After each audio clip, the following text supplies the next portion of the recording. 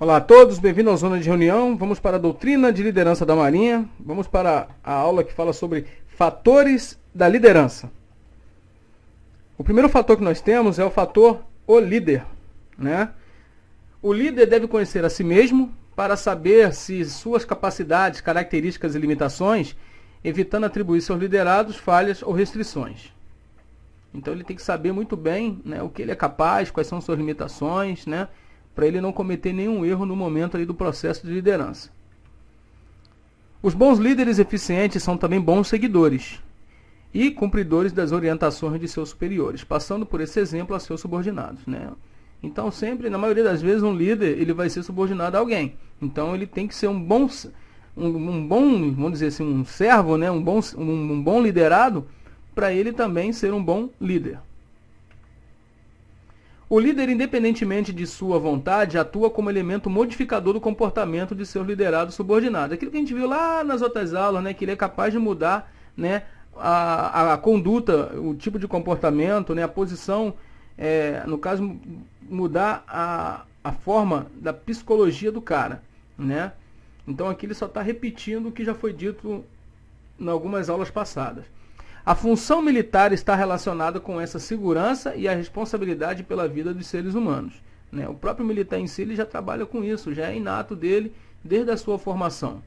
Então ele só tem aqui melhorar, né, esse tipo de conduta, né, para entrar dentro desse fator de liderança aí chamado líder. Outro fator é os liderados.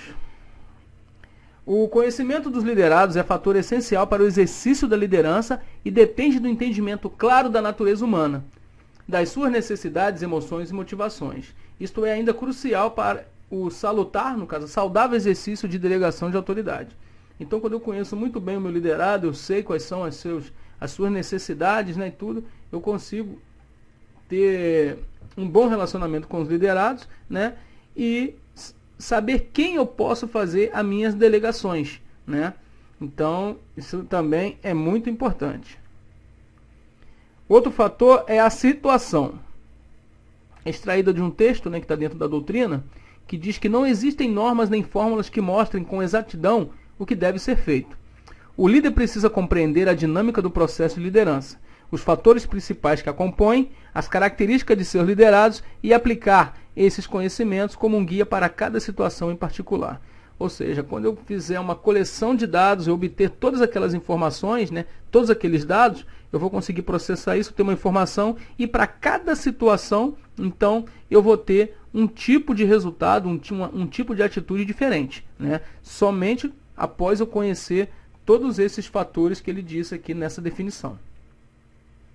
Fica assim bem clara a necessidade exaustiva da prática da liderança para o sucesso do líder, levando sempre em conta a cultura e a subcultura organizacional da instituição. É o que a gente falou em aulas passadas sobre cultura e subcultura. O cara tem que saber levar, né, cada um de seus liderados, de acordo com as suas necessidades, crenças, enfim, a sua subcultura. Comunicação, né, outro fator de liderança. A comunicação é um processo essencial à liderança e que consiste na troca de ordens, informações e ideias. Perdão. Só ocorrendo quando a mensagem é recebida e compreendida. Então, sem comunicação eu não tenho nada. Não tenho como liderar, né, sem ter uma comunicação, seja ela escrita ou verbal. É através desse processo que o líder coordena, supervisiona, avalia, ensina, treina e aconselha seus subordinados. O que é comunicado e a forma como isto é feito, né, aumenta ou diminui o vínculo das relações pessoais. Criam o respeito, a confiança mútua e a compreensão. Os laços que se formam com o passar do tempo entre o líder e seus liderados são a base da disciplina e da coesão de uma organização. Então esse processo de comunicação ele é muito importante para esse tipo de coisa, né? Com uma comunicação simples e eficaz eu consigo ter todos esses processos, né? Essa relação interpessoal com os meus liderados, passar aquilo que eu quero realmente, né? E também com a comunicação também, ela no caso, ela não é só unilateral, né? Em algumas lideranças, né? Tirando a liderança centralizadora, que é onde só o líder fala e se comunica, ele não aceita, né, certas opiniões, né? Na maioria a comunicação ela é bilateral, né? Ela tanto você comunica, como você também recebe a comunicação, no caso, que é o feedback. Né? Você manda uma comunicação, você passa um processo, e você, com os liderados, né, bem adestrados, né, e com um estreitamento no relacionamento, você consegue também ter o seu feedback. Então a comunicação ela é muito importante para essa evolução na liderança. O líder deve ser claro e escolher cuidadosamente as palavras, de tal forma que signifiquem a mesma coisa para ele e para seus subordinados. Porque não adianta o cara ele tá pensando algo, fala algo diferente, e ele quer que o subordinado tenha o mesmo entendimento que está no pensamento dele. Né? Tem até, para quem, no nosso ambiente aqui, existe até uma charge do Super Juruna que fala sobre isso, né?